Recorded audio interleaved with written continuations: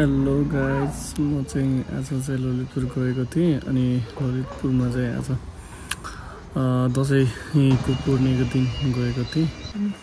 आज खासै केही त देख्न पाएन, तर आज मैले धेरै कुराहरू देखेँ। आज चाहिँ यो पसलहरू आफ्टर लङ टाइम पछि देख्दा धेरै खुसी लागेको थियो। त्यसपछि म ललितपुर दरबार स्क्वायरतिर लागेँ अनि दरबार स्क्वायर म पहिला पनि गएको थिएँ, तर अलिकति त्यति राम्रोसँग घुम्नु मौका पाएको थिएँ। तर बिहान 9-10 बजीतिर आउँदाखेरि चाहिँ 10-11 बजी आउँदाखेरि चाहिँ मैले धेरै कुराहरू देख्ने मौकाहरू पाएँ।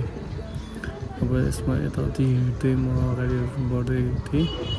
मान्छेहरू अब तरकारी त अब खासै त देखिनँ। अब अरू मान्छेहरू आउने जाने त भइरहेको रहेछ, तर जो हाम्रो एउटा कथाको सोच्नु परेको हुँदाखेरि मान्छेहरूको आवाज चाहिँ ज्यादा नै मैले देखेँ। किनभने अब यस्तो दसैँको टाइममा पनि अब देख्नु भनेको धेरै राम्रो कुरा हो म भन्छु। अनि यो चाहिँ ढुङ्गाले बनेको मन्दिर हो, सबैले थाहा छ। यसपछि अब म यहाँ एकछिन बसेँ, यताउति हेरेँ अनि त्यसपछि अगाडि बढ्दै थिएँ अनि यताउति नै हेरेँ। त्यसपछि म यहाँभित्र चाहिँ अब गाडीहरू अब बस बाइकहरू चाहिँ अब अलाउ छैन, बाइकहरू केही पनि अलाउ रहेनछ। अनि अगाडि बढ्दै गएँ अनि त्यसपछि मलाई कृष्ण मन्दिर हेर्नु मन लागेको थियो। यो चाहिँ ललितपुर दरबार स्क्वायर, यो माथिल्लो भागको हो। अनि यो एकचोटि हेरेर एकदम रमाइलो लाग्यो मलाई।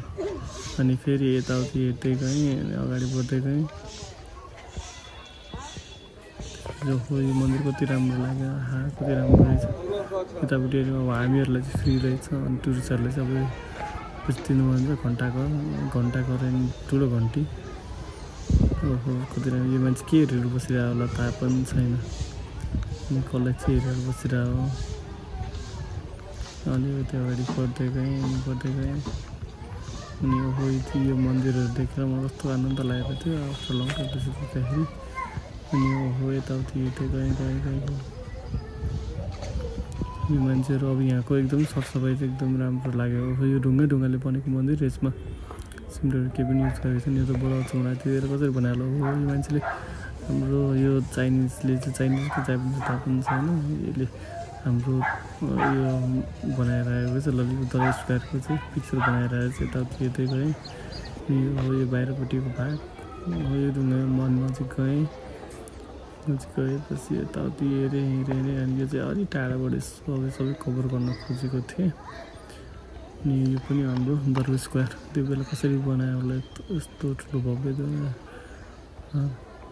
के अचम्म लागेर त्यसरी कसरी बस्थ्यो होला मान्छेहरू। त्यसपछि यति नजिकै त्यहाँनिर एउटा नाच भइरहेको थियो।